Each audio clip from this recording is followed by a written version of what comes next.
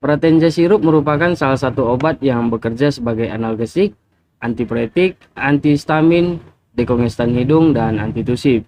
Jadi, obat ini berfungsi untuk meringankan gejala flu seperti demam, sakit kepala, hidung tersumbat, dan bersin-bersin yang disertai batuk tidak berdahak. Jadi, buat kalian yang anaknya sedang mengalami demam, batuk pilek, tapi batuknya tidak berdahak, kalian bisa menggunakan Pratenja sirup ini. Nah, di video hari ini aku akan jelaskan dosis, harga, beserta cara menggunakan Pratenja sirup dengan baik dan benar. Dan nanti di akhir video kita akan lihat langsung apakah Pratenja sirup ini sudah aman untuk diberikan kepada anak atau belum.